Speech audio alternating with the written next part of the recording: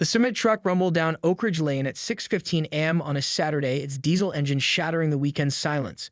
Margaret Holloway stood in her immaculate front yard, arms crossed over her chest, watching with narrowed eyes as the truck backed into her neighbor's driveway.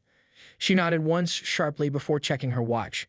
The HOA noise ordinance clearly stated no construction before 8 a.m., but exceptions could be made by the board president. And Margaret was nothing if not exceptional.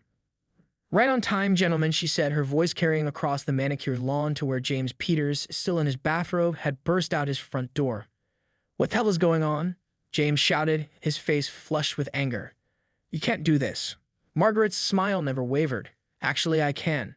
Section 4, paragraph 16 of the bylaws clearly states that any violation of community standards persisting beyond 30 days is subject to remediation by the HOA board."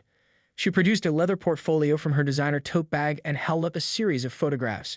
"Your pool has been green for 6 weeks, James. I documented it thoroughly." James ran his hand through his disheveled hair. "I told you. The pump motor broke. The replacement part is backordered. This is insane."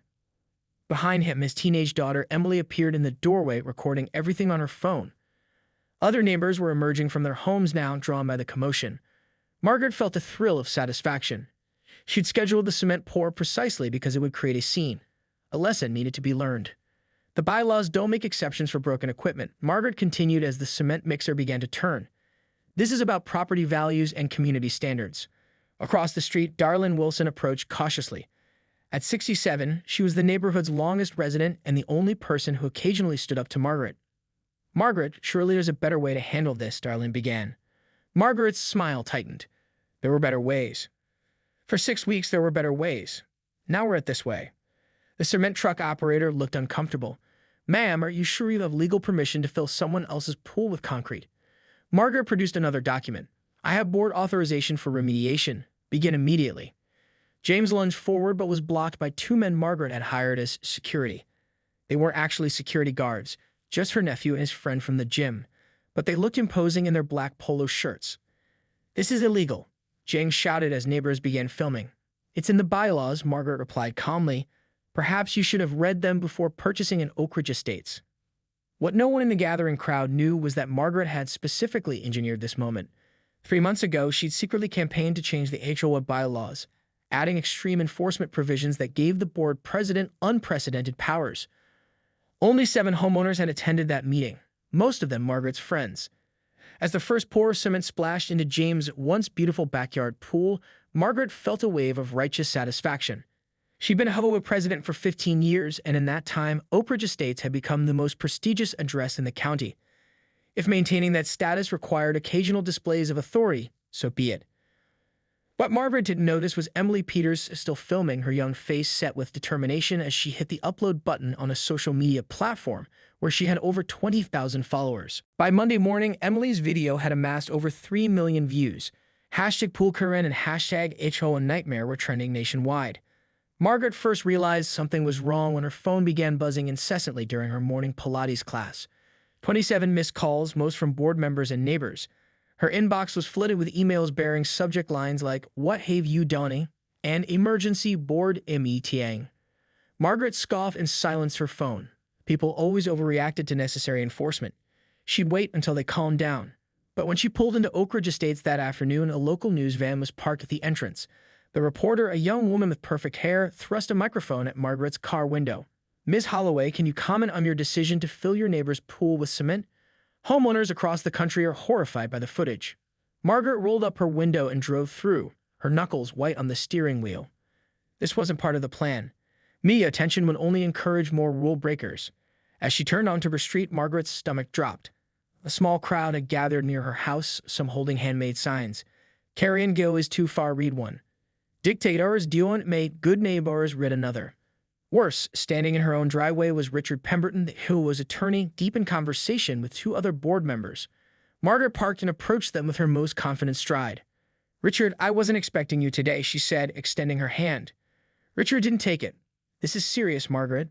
The board called me this morning. What you did was absolutely not authorized by any bylaw." Margaret's smile faltered. "That's ridiculous. I had full board authorization for remediation." Susan Chen, the board treasurer, shook her head. "For sending a violation letter, yes. not for destroying a $60,000 pool. The bylaw amendments, Margaret began, were never properly ratified, Richard interrupted. The meeting minutes show you didn't have quorum when that vote was taken. Those provisions aren't enforceable. Margaret felt a cold wave of fear wash over her. She'd been careful with those amendments, but perhaps not careful enough. The board has called an emergency meeting for tonight, Susan continued, 7 p.m. at the clubhouse. The Peters family has already contacted their insurance company and an attorney. This is absurd, Margaret snapped. I kept this neighborhood pristine for 15 years.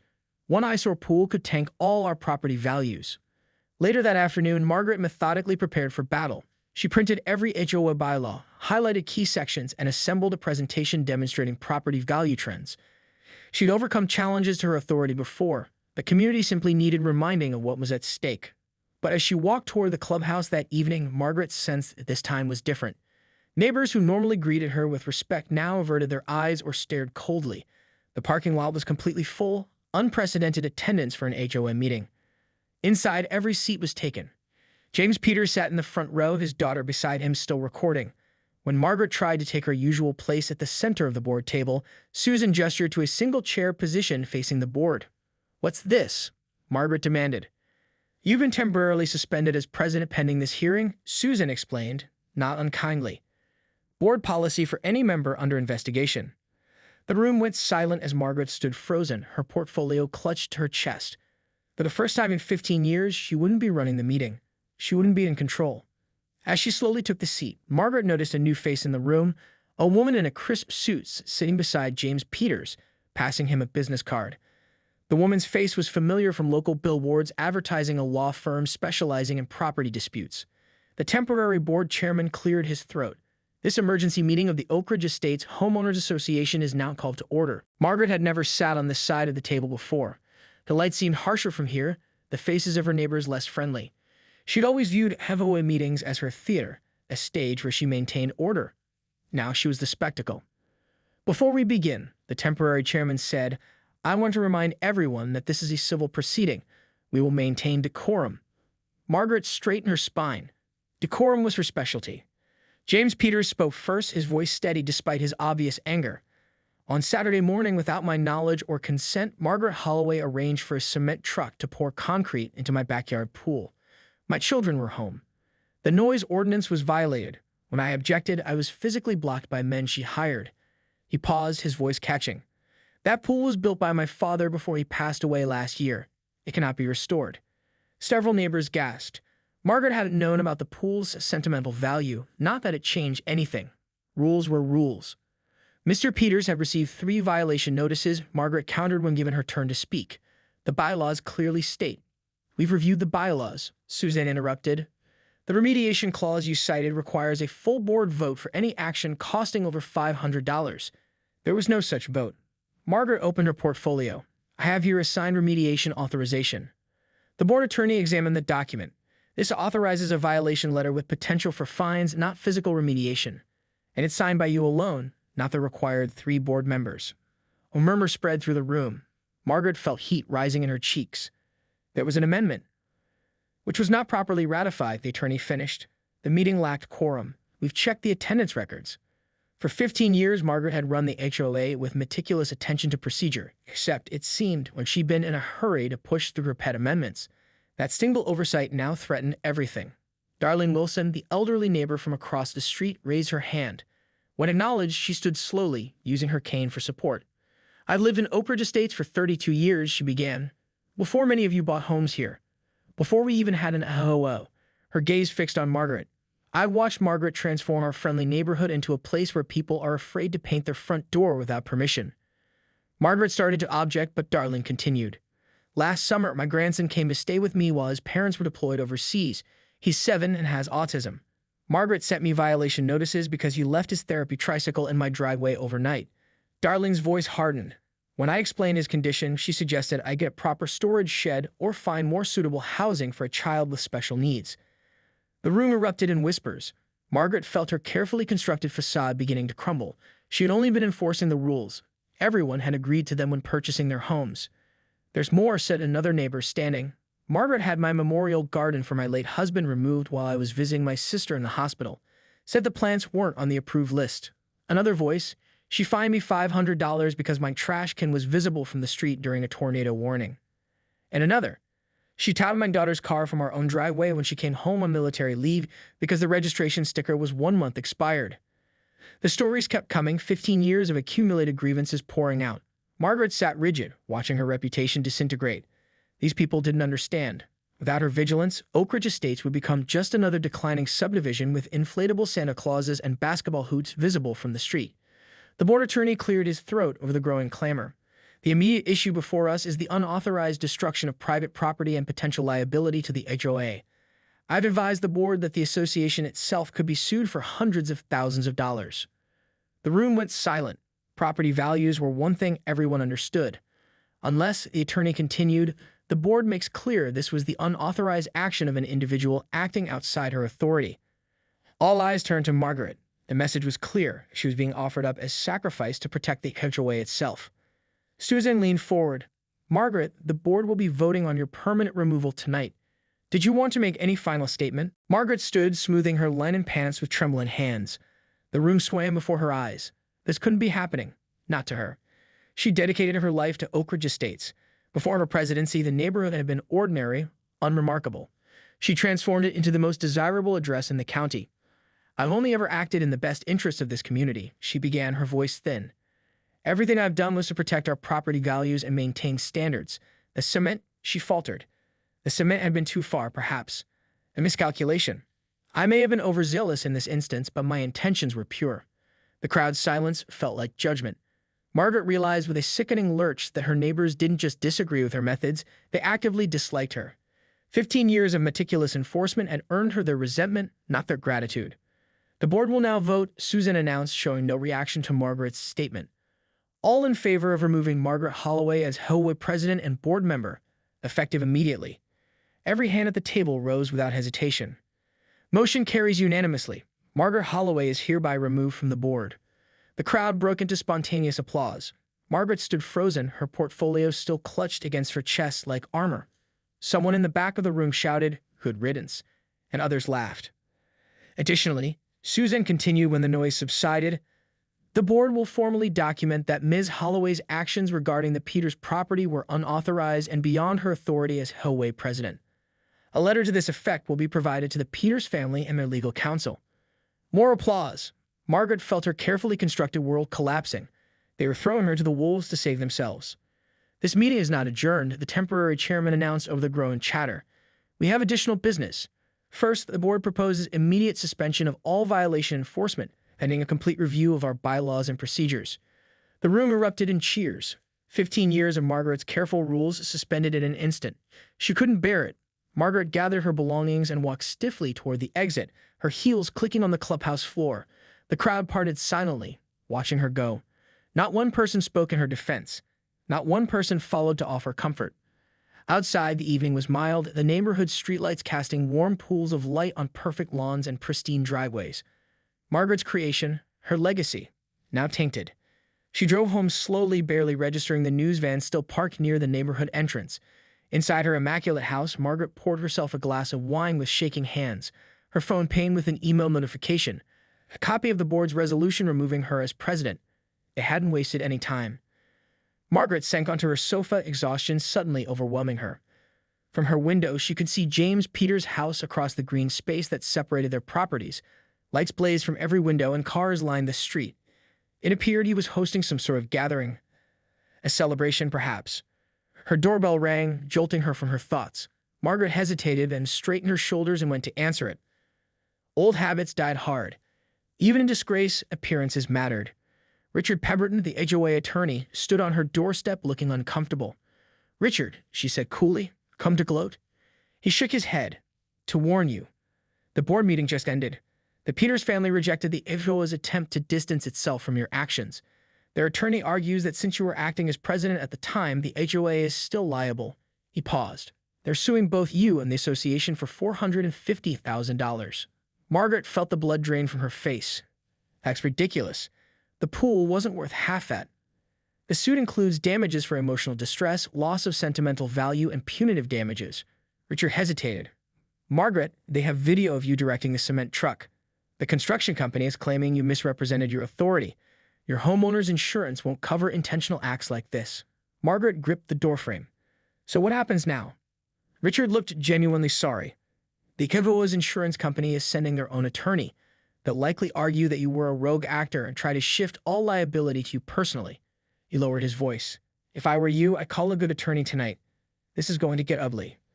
After he left, Margaret stood in her doorway, staring out at the neighborhood she'd ruled for so long. Across the way, she could hear laughter from the Peters house.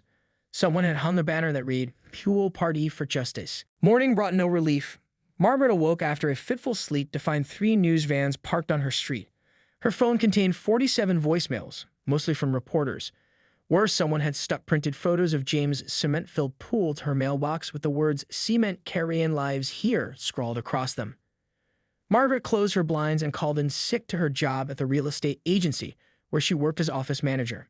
Then she made another call to her brother David, a corporate attorney in Chicago. "Maggie, what were you thinking?" David asked after she'd explained the situation. "You filled a man's pool with cement? That's not an HOA action, that's destruction of property."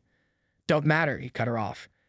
"Even if the bylaws gave you that authority, which I highly doubt, they can't override state property laws. You're in serious trouble. So help me," Margaret demanded. "That's what family does." David sighed. "I don't practice in your state, and this isn't my area. You need a local attorney who specializes in property disputes and civil litigation." He paused. "And Maggie, this will be expensive. Really expensive." After hanging up, Margaret poured herself a cup of coffee and tried to think rationally. Her savings were substantial. She'd always been careful with money, but not endless. A protracted legal battle could drain her accounts. And if she lost? Her doorbell rang again. Through the peephole, Margaret saw a young woman holding a microphone, a cameraman behind her. She backed away silently. Her phone buzzed with a text from Susan. "Emergency board meeting tonight, 8 p.m. You should know what's being discussed." Margaret's stomach knotted. She was no longer on the board. Whatever they were discussing now was being decided without her input, without her control. By mid-afternoon, Margaret had contacted 3 attorneys. All had seen the viral video. One declined to represent her outright. Another quoted a retainer fee that made her eyes water. The third, a woman named Elena Vasquez, had agreed to meet with her the following day but warned that the case looked challenging. At 7:30, Margaret slipped out her back door and cut through yards to reach the clubhouse without passing the news vans. She wore sunglasses and a baseball cap, a ridiculous disguise but necessary. She'd never felt like a stranger in her own neighborhood before. The parking lot was packed again. Margaret entered quietly and took a seat in the back, keeping her sunglasses on. No one seemed to notice her. Their attention was focused on the front, where the board sat with Richard Pemberton and another man in an expensive suit. Susan called the meeting to order. "Thank you all for coming. As you know, the HOA has been named in a lawsuit regarding the destruction of the Peters family's pool. Our insurance company has sent their representative, Mr. Harrington, to discuss our options." The man in the expensive suit stood up. "Good evening. I represent Cornerstone Insurance Group, which holds your HOA's liability policy. I'll be direct. This is a problematic case for us. The actions taken by your former president fall into a gray area regarding coverage." A murmur ran through the crowd. Margaret sank lower in her seat. "The policy covers the board for good faith decisions made within their authority," Harrington continued. "It does not cover intentional property damage or actions taken outside proper procedures. The video evidence suggests your former president knew she was exceeding her authority." "So what does that mean for the HOA?" someone called out. Harrington adjusted his tie. "It means we have 3 options. 1, we fight the case and argue Ms. Holloway was acting within her authority, but that makes the HOA fully liable if we lose. 2, we argue she was acting outside her authority, which may protect the HOA but would leave Ms. Holloway personally exposed. Or 3, we negotiate a settlement." "How much would a settlement cost?" Susan asked. Based on preliminary discussions with the Peters attorney, they might accept $300,000 plus complete restoration of the property. The room erupted in angry voices. "That would mean a special assessment of over $1,000 per household." "That's outrageous," someone shouted. "Make Karen pay it." "Yeah, it was her fault." "Why should we pay for her power trip?" Margaret felt sick. These were her neighbors, people who had nodded politely to her for years, who had followed her rules and attended her carefully orchestrated HOA meetings.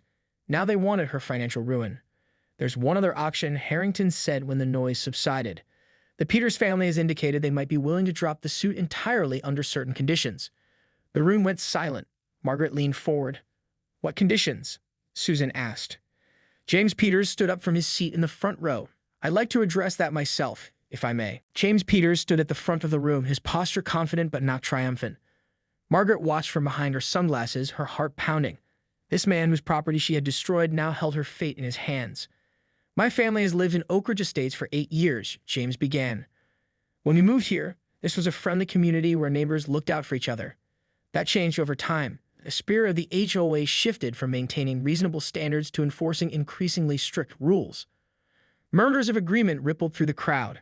What happened to my pool was extreme, but it wasn't isolated. It was the logical conclusion of a culture that valued property appearances over people. James looked around the room. I don't want my neighbors facing a huge assessment because of this lawsuit. I don't want our community further divided. He paused, and Margaret found herself leaning forward despite herself. So here's what I propose. First, the HOA must agree to completely revise its bylaws with input from all homeowners, not just board members. Second, the board must create an appeals process for violations, with decisions made by rotating community members rather than permanent board officials. Heads nodded around the room. Susan was taking notes. Third, I want the cement removed and my pool properly restored, with costs split between the HOA insurance and Margaret Holloway personally. Margaret flinched at hearing her name. Several people turned to look around the room, but in her disguise, they didn't recognize her. And finally, James continued, I want Margaret Holloway to personally apologize to every homeowner who received an unjustified violation notice during her presidency. On video, which will be posted to the HOA website. The room erupted in cheers and applause. Margaret felt a wave of humiliation wash over her. A public apology, recorded for posterity, it was unthinkable. If these conditions are met, James concluded when the noise died down, my family will drop the lawsuit completely. We don't want money. We want our community back. More applause. Susan called for an immediate vote on accepting James's conditions. The board approved unanimously to continued applause. The only question, Richard Pemberton said, is whether Ms. Holloway will agree to these terms. Without her participation, specifically the shared restoration costs and the apologies, we'd still be facing the lawsuit. Has anyone seen Margaret? Someone called out. She's not answering her door or her phone. Heads turned, searching the room. Margaret shrank into her seat. I believe she's here, said a quiet voice. Darlene Wilson, the elderly neighbor, was pointing directly at Margaret, in the back, with the sunglasses. All eyes turned toward her. Margaret slowly removed her sunglasses, her face burning with shame. Well, James asked, what do you say, Margaret? Will you accept these terms? The room fell silent, waiting.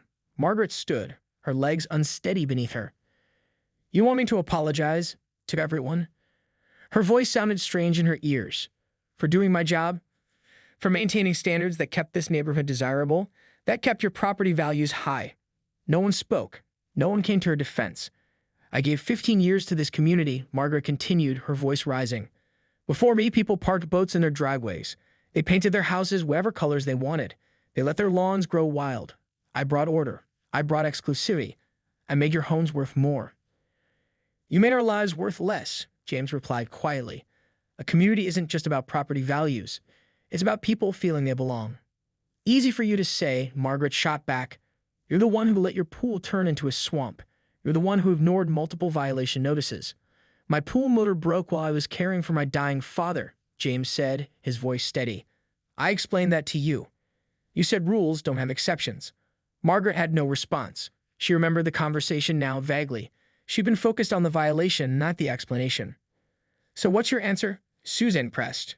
Do you accept the conditions or not? Margaret looked around the room at the faces of her neighbors. People she'd lived alongside for years, but never really known. People whose violation notices she documented meticulously while never asking about their lives, their struggles, their stories. If I don't, she asked finally. Richard Pemberton cleared his throat. Then the lawsuit proceeds, and you'll likely be personally liable for the full amount. Your homeowner's insurance has already indicated they won't cover intentional acts. And the HOA will pursue its own legal action against you for exposing us to liability, Susan added. The following weeks were the most humiliating of Margaret's life. The cement removal process began immediately, a noisy, disruptive operation that attracted spectators and renewed media interest. Local news crews filmed the heavy equipment in James' backyard, reporting on cement Karen's come-up-ants and gleeful evening segments. Margaret watched from behind closed blinds as trucks and workers trampled across her once pristine lawn to access the backyard. The board had approved the most direct route to the pool, which happened to cut across her property. She couldn't object without violating the agreement. Worse, the apology videos had begun. Each morning, Margaret would receive an email from the new board secretary with a list of homeowners to visit that day. A board member always accompanied her, recording on their phone as Margaret delivered a scripted apology to each resident who had received a violation notice during her presidency. Some homeowners were gracious, accepting her words with a nod before closing their doors. Others kept her standing on their porches while they detailed every grievance they had accumulated over the years. A few refused to accept her apology at all, telling the board member they wanted their rejection on record. I apologize for issuing a violation notice regarding your holiday decorations remaining of 3 days past the designated removal date, Margaret recited mechanically on Mrs. Abernathy's porch, the elderly woman who received 7 violations for her elaborate Christmas display. The notice was overly strict and did not consider your personal circumstances or the joy your decorations brought to the neighborhood. 15 years too late, Mrs. Abernathy replied, arms crossed. But I accept. Maybe now my grandchildren will visit again without being afraid they'll break one of your precious rules. By the 5th day, Margaret had developed a permanent knot in her stomach. Her carefully constructed reputation was being dismantled house by house. The videos were posted to the HOA website daily, available for all residents to view. She knew people were watching them over cocktails, laughing at her downfall. At the real estate office where she worked, things were equally grim. Her boss had called her in for a serious conversation about how the viral video was affecting their business reputation. She'd been moved from office manager to a back office position with no client contact. Her income had been cut by a third. The financial strain was becoming unbearable. Her portion of the pool restoration costs would exceed $40,000, nearly all of her savings. The special assessment for her share of the HOA's legal fees added another $2,500. Then there were her own legal expenses from consultations with 3 different attorneys. For the first time in decades, Margaret was having trouble sleeping. She would lie awake calculating figures, wondering if she would need to sell her house, a house she maintained in perfect compliance with every rule she ever enforced. The irony wasn't lost on her. On day 10 of the apologies, Margaret stood on the Peters' front porch with Susan recording beside her. James opened the door, his daughter Emily visible behind him, watching intently. Mr. Peters, Margaret began, her memorized script tight in her throat. I apologize for issuing multiple violation notices regarding your pool maintenance without considering your personal circumstances. I apologize for taking unauthorized action to fill your pool with cement. My behavior was extreme, unjustified, and harmful to both your property and our community. The words felt like stones in her mouth. James watched her impassively, making no move to interrupt or accept. I acknowledge the sentimental value of the pool your father built, and I regret the distress my actions caused your family, Margaret continued. I understand now that rules without compassion create division rather than unity. She fought against including that last line, arguing it sounded too sentimental, but the board had insisted. Every apology had to acknowledge the deeper impact of her actions, not just the specific violation. James nodded slowly when she finished.